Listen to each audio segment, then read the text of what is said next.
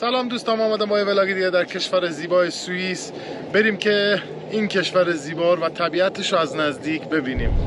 اینم از مرز آلمان به سوئیس، یه پلیس راه کوچیکی هستش. داریم میریم. آقا پلیس هم احتمالا اینجا ما رو نگه داره، احتمال خیلی زیاد. خب اینجا پلیس راه آلمان بودیم، به طرف سوئیس که میرفتیم ما رو نگه داشتن، پاسپورت ها رو گرفتن و اینجا هم پول جاده رو پیشا پیش میگیرن و یه مارک هم اونجا زد که گفت هر جای سوئیس که بخوای میتونی.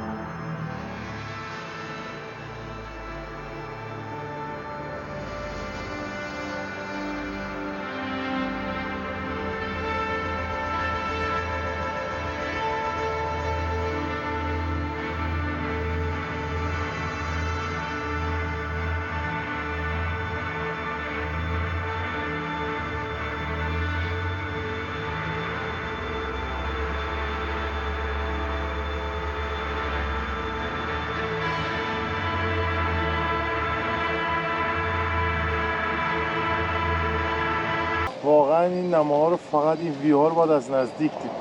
اینجا هم یه تابلوی گذاشتن در مورد جاهای دیدنی، کسایی که نمیدونن، و تلکابین، عکس زمستونش و جاهای دیدنی و تاریخی که داره. خیلی خوبه اینجور چیزی. و اینم از نقشه.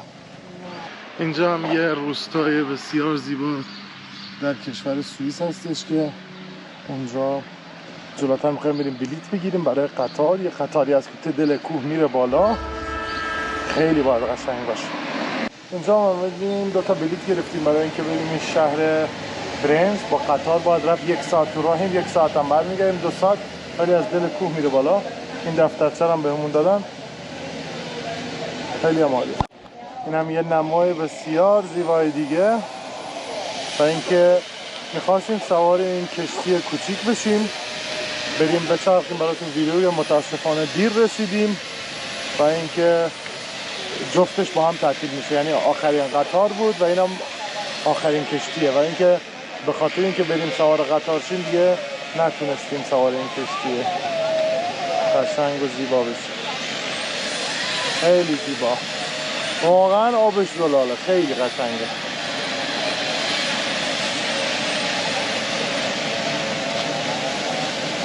تو سوئیس یه شهر زیبایی هستش به نام برینز و اینکه هر کی این شهر نیاد اتفاقی میفته، اتفاقی بد جور. واقعا حساب فکر کن اصلا سوئیس نیومده.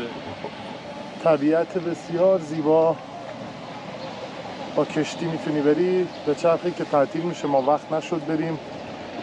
و اینکه اینجا جایی هستش که با قطار میتونی تو دل کوه ها بری بالا. بلیطشو گرفتیم میریم و براتون فیلم میگیریم.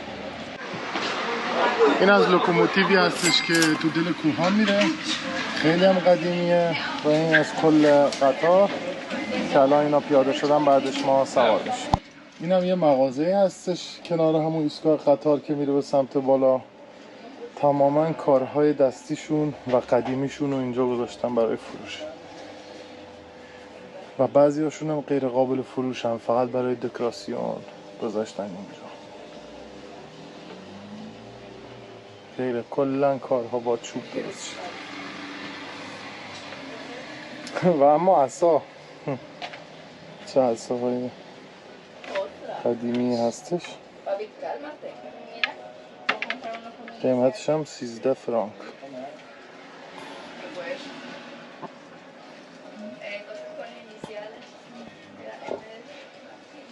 اینجا اومدیم یه میان وعده بخوریم. چیزی که خوبه اینه عکسشو گذاشته، دلت نخواد قشنگ دیگه مثل جاهای دیگه نیست. هر چیزی که بخوای میگه اینو میخوام قشنگ شه که مثلا خراب تصوراتتو خراب نمی‌کنی. یه چیزی سفارش بدی تصور کنی یه چیز خوبیه ولی یه چیز بدی بیاد. اینش خیلی خوب بود. اینم از بستنی که سفارش دادم با این کیوی. اینم به سمت بالا داریم حرکت میکنیم. خیلی دود میکنه لوکوموتیوش. فکر کنم مال 100 سال پیش باشه، 80 سال پیش باشه.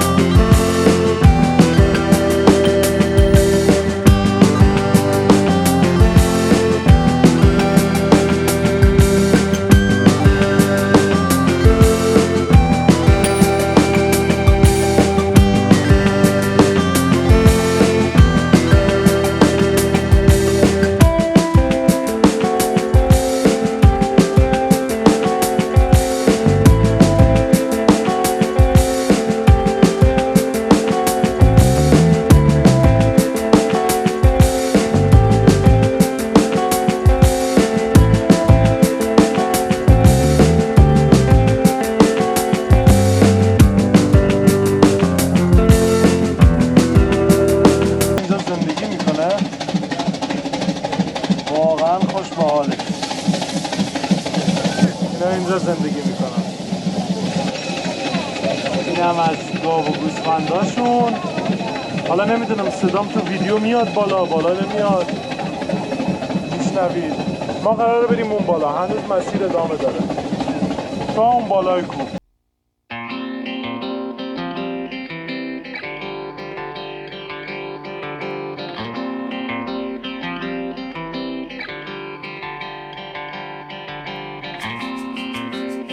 واقعا شگفت انگیزه.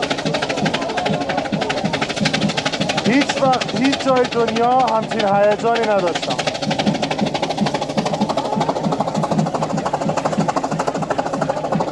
با قطار تو ارتفاعات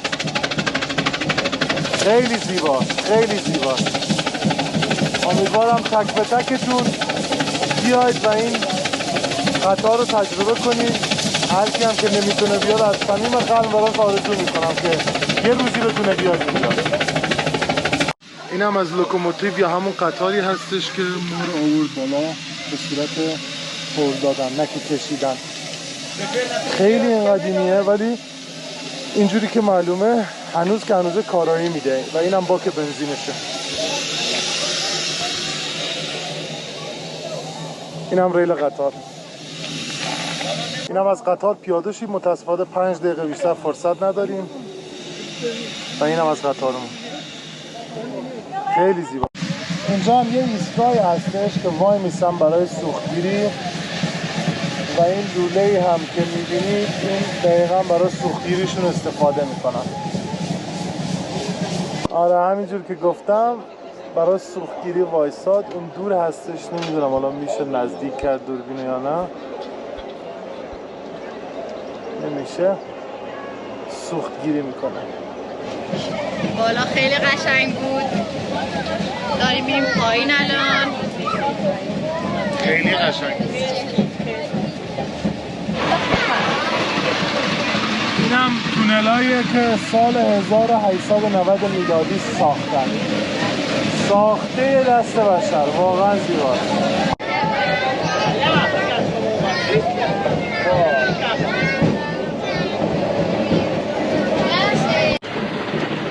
این هم یه نمای دیگه که داریم به سمت پایین میریم.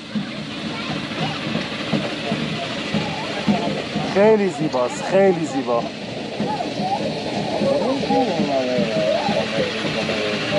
من از قطار پیاده شدم اومدم پایین. سال ساخت این قطار برمیگرده به سال 1890 میلادی. 120 سال گذشته. ولی خیلی زیبا بود. یعنی تونلایی که ساخته بودن خیلی حیرت انگیز بود.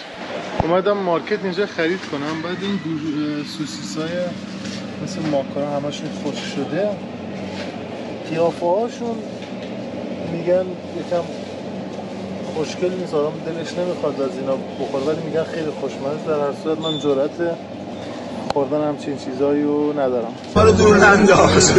نه من حالی نه از یه نمای زیبای دیگه.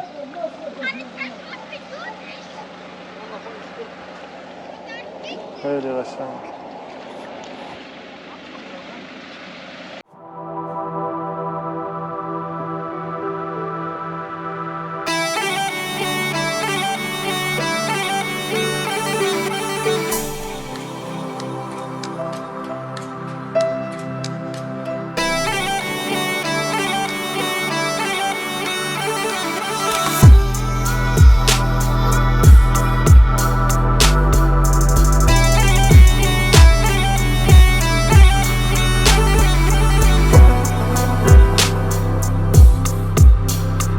جاده‌ها رانندگی میکردم و این نمای زیبا رو دیدم، گفتم واقعا حیفه که براتون فیل نگرفته باشم.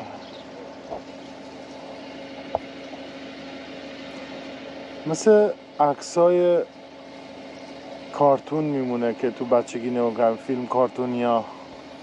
خیلی قشنگه. اینم یه نمای زیبای دیگه از سوئیس. اونم یه رنگین کمان، البته تو دوربین